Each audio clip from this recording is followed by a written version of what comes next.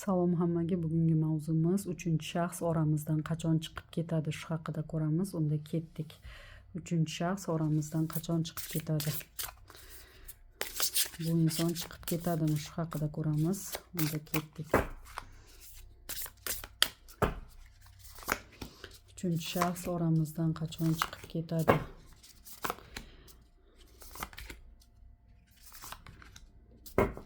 Ikkita karta qo'yaman. Ikkita kartadan xohlaganlaringizni tanlashlaringiz mumkin.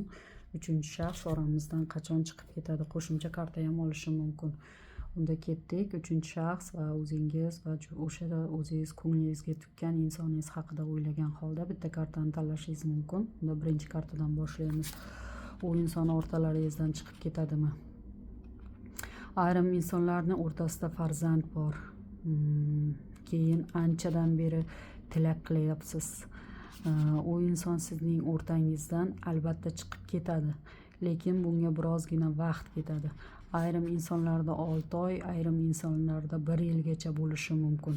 Chunki sizning juftingiz balkim uzoqlarda bo'lishi mumkin. Shuning uchun u insonga ayni muddao bo'layotgan bo'lishi mumkin. Lekin siz xavotir olmang, chunki o'z juftingiz, farzandlaringiz bo'lsa, o'zingizni ortingizga yana qaytib keladi. Keyingisi, bu inson qachon o'rtangizdan chiqib ketadi? U insonning hozirgi kunda ko'ngli. Bu insonning o'zining maqsadi bor. O'zini maqsadiga qo'lga kiritgandan keyin ikkalalaringizni o'rtalaringizdan chiqib ketadi. O'z juftingiz yana kechirim so'rab hammasini joy-joyiga qo'ygisi keladi. Lekin bunga birozgina vaqt ketadi. Hozirgi kunda o'z juftingizdan nimanidir olish niyat payiga tushgan. Buni u inson biladimi? Ko'ramiz. Albatta bilib qoladi, chunki ikkalalarining o'rtasiga ko'p qolmadi. Chunki 3-shaxs ham hozirgi kunda hamma munosabatlarni to'xtatish niyatida. Menimcha bularning o'rtasida ko'p qolmagan. Bu narsaga birozgina muddatdan keyin ikkalasi qattiq janjallashib qolishi mumkin, chunki u insonning asl maqsadini bilib qoladi. Ana endi ikkinchi kartamizni ko'ramiz. Ikkinchi kartamizda nima gaplar? Ikkinchi kartamizda hozirgi kunda sizda ko'ngli yo'q, lekin munosabatlar tugamagan. Har doim o'zingiz ishlaringiz bilan band bo'lgan vaqti yana hayotingizda yana qayta va qayta takrorlanaveradi. Siz hozir o'rta yo'lda turibsiz. Hammasini bas qilishni yoki u insonni yana kutishni bilmay turibsiz. Lekin bu inson vaqti kelib o'z xatolarini tushunadi, lekin bunga juda ham kech bo'ladi. Ungacha siz qandaydir o'zingiz hamma narsani bo'yningizga olishni yo farzandlaringizni o'zingiz boqishingizni hammasini bo'yningizga olishingiz mumkin. Lekin bu inson vaqti kelsa qanday qaror qiladi shu haqida ko'ramiz. Vaqti kelsa qanday qaror qiladi? Bu inson yana hech narsa bo'lmaganday yana oldingizga qaytib kelishi mumkin. Chunki hech narsa bo'lmaganday yana kechirim so'rab kelishi mumkin. O'sha vaqt siz qandaydir u insonni kechirmasligingiz mumkin. Lekin sizga qandaydir to'lib toshib keladi.